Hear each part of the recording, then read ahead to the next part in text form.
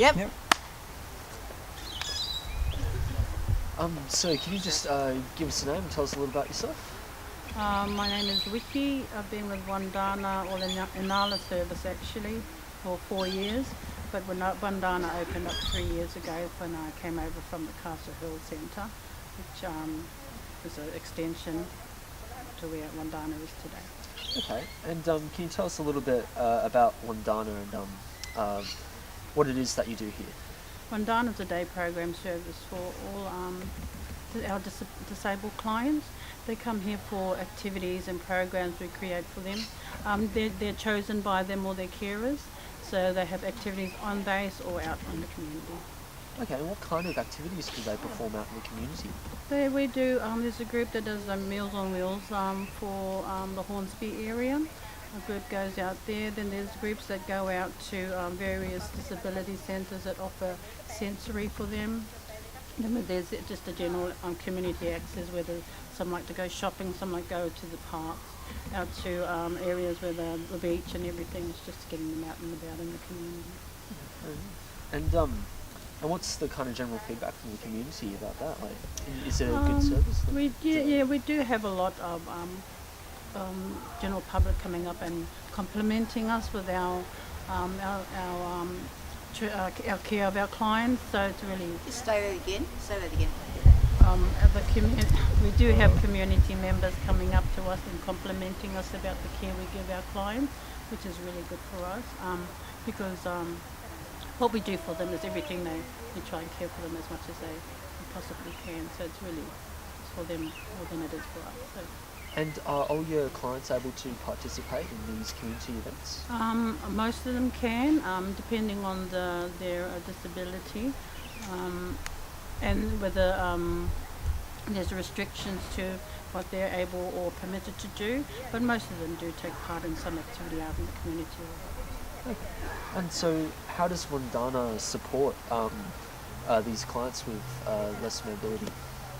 Well, we have to make sure that wherever we go, it's accessible to them, because most of the clientele are in wheelchairs. So we do risk assessments to make sure that wherever we're going, the actual proper care and is taken care of for the purpose of whatever activity they're taking part in. So. Okay. And what kind of activities do the clients perform, like in a daily routine?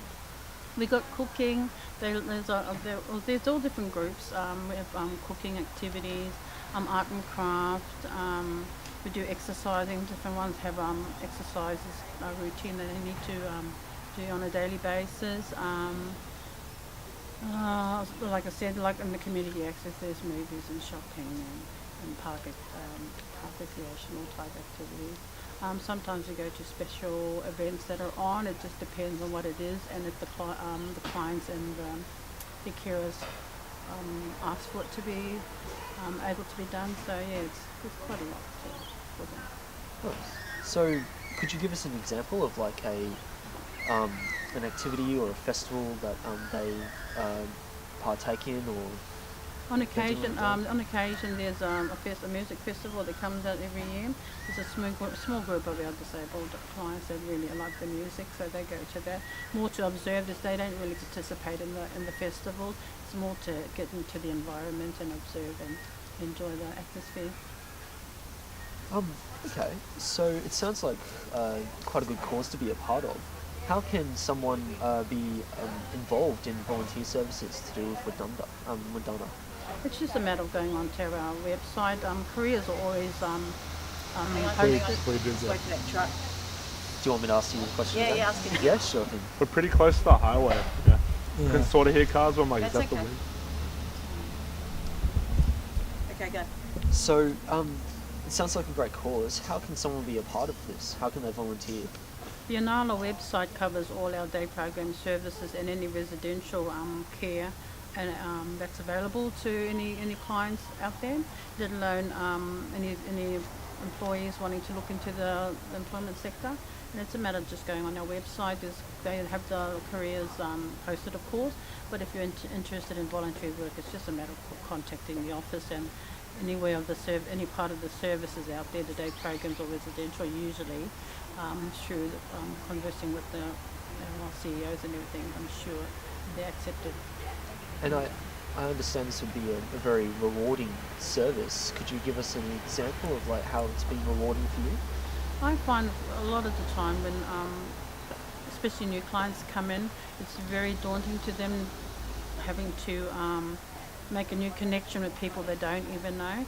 And the reward is when you do make that connection and you bring them out of the shell. You learn their little communication skills that they can't communicate as natural as we do. But once you learn them and you start connecting, it's so rewarding.